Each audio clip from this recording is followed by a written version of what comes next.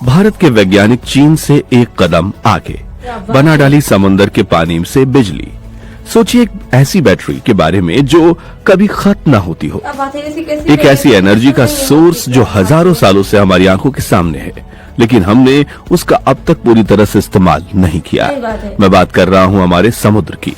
हम सब जानते हैं कि धरती का 70% हिस्सा पानी से ढका हुआ है, लेकिन क्या आप जानते हैं कि भारत के तीनों तरफ जो विशाल समुद्र हैं, उसमें इतनी ऊर्जा छुपी हुई है कि वो हमारे देश के बिजली संकट को हमेशा के लिए खत्म कर सकती है। आज की वीडियो में हम बात करेंगे एक ऐसे मिशन की जो भारत के भविष्य को बदल कर रख देगा। आईआईटी मद्रास की क्रांतिकारी खोज सिंधुजा 1 से लेकर लक्षद्वीप में बनने वाली विशाल ओटीईसी प्लांट तक हम जानेंगे कि कैसे भारत अब समुद्र की लहरों से बिजली बनाने की तैयारी कर रहा है। क्या 2026 तक हम समुद्र के खारे पानी से बिजली और पीने के पानी दोनों बना पाएंगे? इस तकनीक के पीछे का विज्ञान क्या है और पूरी दुनिया की नजर टिकी है भारत की ब्लू एनर्जी पर। आखिर क्यों? अंत तक बने रहे, क्योंकि आज हम समुद्र में छिपी एक ऐसी खत्म न होने वाली ताकत के बारे में बात करने वाले हैं। समुद्री ऊर्जा क्या है? सबसे पहले समझते हैं कि आखिर समुद्री ऊर्जा कैसे काम करती है। देखिए, समुद्र शांत नहीं है, वो हमेशा गति में रहता है, कभी लहरों के रूप में, कभी लहरों के आगे, कभी धाराओं के रूप में। विज्ञान का एक बुनियादी नियम है, जहां गति है वहां ऊर्जा है। भारत के पास समुद्र से बिजली बनाने के 3 मुख्य तरीके हैं। पहला, वेव एनर्जी। हवा जब समुद्र की सतह पर चलती है तो लहरें बनती हैं। इन लहरों के ऊपर नीचे होने की गति से हम जनरेटर चला सकते हैं। तीसरा, टाइडल एनर्जी। चांद और सूरज के गुरुत्वाकर्षण की वजह से समुद्र का पानी दिन में 2 बार ऊपर चढ़ता है और नीचे उतरता है। पानी की इस विशाल हलचल से टरबाइन घुमाई जा सकती है। तीसरा, समुद्र तापीय ऊर्जा ओटीईसी। ये सबसे दिलचस्प है। समुद्र का ऊपर का पानी सूरज की वजह से गर्म होता है और गहराई का पानी ठंडा होता है। तापमान के इसी अंतर का इस्तेमाल करके बिजली बनाई जाती है। सरकार और वैज्ञानिक का मानना है कि भारत में समुद्री ऊर्जा की संभावनाएं बहुत विशाल हैं, लेकिन सवाल यह है कि हम इस दिशा में क्या कर रहे हैं। आईआईटी मद्रास और सिंधुजा 1 की कामयाबी। अब आते हैं आज की सबसे बड़ी खबर पर। भारतीय आईआईटी मद्रास के वैज्ञानिकों ने हाल ही में कमाल करके दिखाया है। उन्होंने एक उपकरण बनाया है जिसका नाम है सिंधुजा 1। सिंधुजा का संस्कृत मतलब होता है समुद्र से जन्मा। ये उपकरण देखने में एक तैरते हुए लंगर जैसा लगता है जो समुद्र की लहरों के ऊपर तैरता रहता है। इसके काम करने का तरीका बहुत सरल लेकिन शक्तिशाली है। जैसे ही समुद्र की लहरें आती हैं, यह उपकरण ऊपर और नीचे हिलता है। इस उपकरण के अंदर एक रॉड होती है जो अपनी जगह पर स्थिर रहती है और बाकी हिस्सा हिलता है।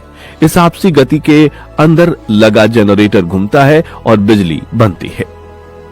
आईआईटी मद्रास ने उस उपकरण को तमिलनाडु के तुतुकुड़ी तट से लगभग 6 किलोमीटर दूर समुद्र में उपस्थित प्रयोग किया, जहां 20 मीटर की गहराई में इसने सफलतापूर्वक बिजली बना दी।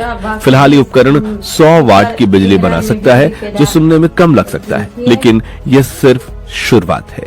लक्ष्य ये है कि अगले 3 सालों में इससे 1 मेगावाट बिजली बनाई जाए। आईआईटी मद्रास की यह सफलता इसलिए मायने रखती है क्योंकि यह तकनीक पूरी तरह से भारत में बनी है और दूर दराज के द्वीपों पर सेंसर और संचार उपकरणों को बिजली देने के लिए ये एक बहुत बड़ा बदलाव साबित हो सकता है। ओटीईसी और लक्षद्वीप मिशन। अब चलते हैं भारत के सबसे खूबसूरत हिस्से की तरफ, लक्षद्वीप। कवरत्ती द्वीप पर एक ऐसी परियोजना की योजना बनाई गई है जो दुनिया भर में मिसाल बनेगी। भारत एक समुद्री ताप ऊर्जा ट्रांसफार्मर यानी ओटीईसी प्लांट लगाने की योजना में है, जो 2026 तक काम करना शुरू कर सकता है। लेकिन ओटीईसी आखिर है क्या? दोस्तों, समुद्र की सतह का पानी सूरज की गर्मी से गर्म रहता है, मान लीजिए 38 से 30 डिग्री सेल्सियस। लेकिन अगर आप उसी जगह 1 किलोमीटर नीचे जाएंगे तो वहां पानी बर्फ जैसा ठंडा होता है, लगभग 5 से 7 डिग्री सेल्सियस। ओटीईसी तकनीक तापमान के इसी अंतर का फायदा उठाती है। पहला, समुद्र के पानी से अमोनिया जैसे तरल पदार्थ को निकालकर उबाला जाता है ताकि वो भाप बन जाए। दूसरा, वो भाप टरबाइन को घुमाती है और बिजली बनाती है। तीसरा, फिर समुद्र की गहराई से ठंडा पानी ऊपर लाया जाता है ताकि उस भाप को वापस तरल बनाया जा सके। करवती की यह परियोजना सिर्फ बिजली नहीं बनाएगी, बल्कि इसका सबसे बड़ा फायदा कुछ और है। इस प्रक्रिया के बाद जो ठंडा पानी बचता है उसका उपयोग डिस्टिलेशन के लिए किया जाएगा, यानी समुद्र के खारे पानी को पीने लायक मीठे पानी में बदला जाएगा। लक्षद्वीप जैसे द्वीपों पर पीने के पानी की बहुत किल्लत होती है। यह प्लांट वहां हर रोज 1 लाख लीटर पानी पीने वाला बना सकता है। सोचकर देखिए, एक तरफ बिजली बन रही है और दूसरी तरफ पीने का पानी मिल रहा है, वो भी बिना पर्यावरण को नुकसान पहुंचाए। यह है तकनीक का असली कमाल। यह हमारे लिए महत्वपूर्ण क्यों है? अब हम वीडियो के सबसे महत्वपूर्ण हिस्से पर आते हैं। एक भारतीय होने के नाते ये तकनीकें हमारे लिए क्यों जरूरी हैं? देखिए, भारत के पास लगभग 7,500 किलोमीटर लंबी तटरेखा है, गुजरात से लेकर पश्चिम बंगाल तक, और हमारे द्वीप अंडमान और लक्षद्वीप हम समुद्र से घिरे हुए हैं।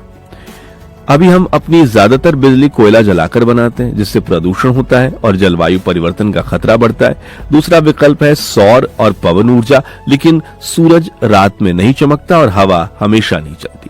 लेकिन समुद्र कभी नहीं सोता।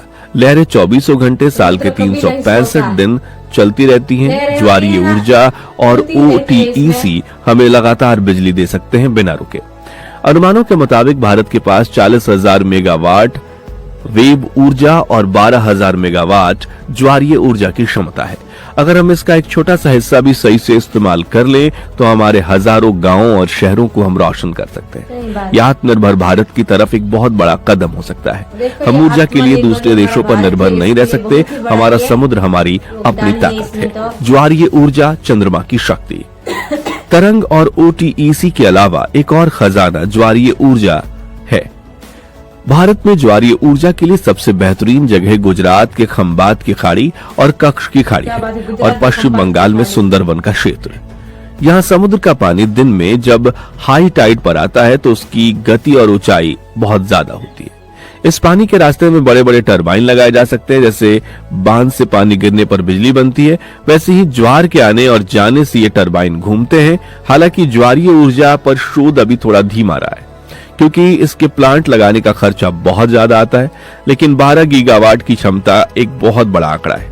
सरकार अब नई नीतियों के साथ ऐसे क्षेत्र में निजी कंपनियों को बढ़ावा दे रही है।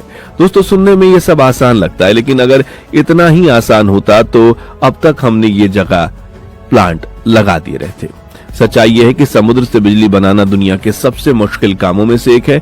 इसकी चुनौतियों को समझना बहुत जरूरी है। पहला, जंग लगना। समुद्र का पानी नमकीन होता है। खारा पानी किसी भी धातु को बहुत जल्दी खराब कर देता है।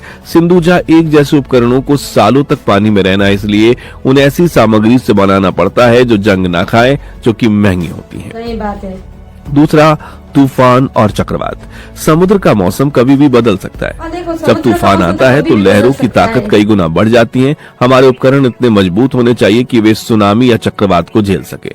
तीसरा, महंगे उपकरण। फिलहाल समुद्री ऊर्जा से बनने वाली बिजली सौर या पवन ऊर्जा के मुकाबले महंगी है।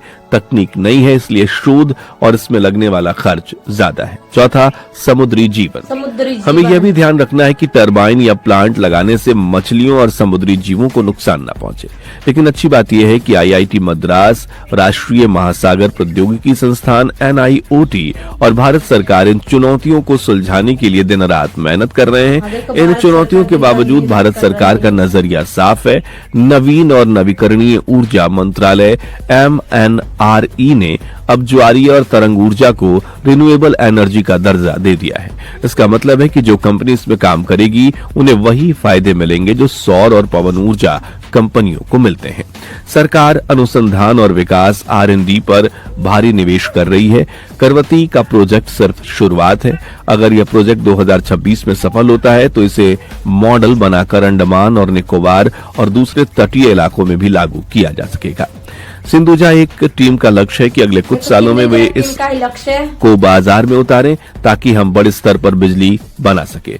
सोचिएगा जरूर, जब भारत अपनी ऊर्जा जरूरतों के लिए पेट्रोल और डीजल की जगह अपने ही समुद्र का इस्तेमाल करेगा तो हमारी अर्थव्यवस्था कितनी मजबूत हो जाएगी। आपको क्या लगता है, क्या भारत 2030 तक समुद्री एनर्जी में दुनिया का लीडर बन पाएगा? क्या हम समुद्र की लहरों से अपने घरों को रोशन कर पाएंगे? अपने विचार कमेंट्स में जरूर लिखें। मुझे आपकी राय जानने का इंतजार रहेगा। अगर आपको आज की वीडियो जानकारीपूर्ण लगी हो और आपको हमारे वैज्ञानिकों की मेहनत पर गर्व महसूस हुआ हो तो इस वीडियो को लाइक जरूर करें और अपने दोस्तों के साथ शेयर जरूर करें। ऐसी ज्ञानवर्धक और भविष्य से जुड़ी वीडियो के लिए हमारे चैनल को सब्सक्राइब करना ना भूलें। चलते हैं। जय हिंद, जय भारत। हेलो दोस्तों, ये वीडियो तो देखो खत्म हो चुका है। आपको इस वीडियो के बारे में क्या आपको राय है, ये कमेंट सेक्शन में आप राय जरूर लिख सकते हो। नेक्स्ट वीडियो में मुलाकात होगी। जय हिंद, जय भारत।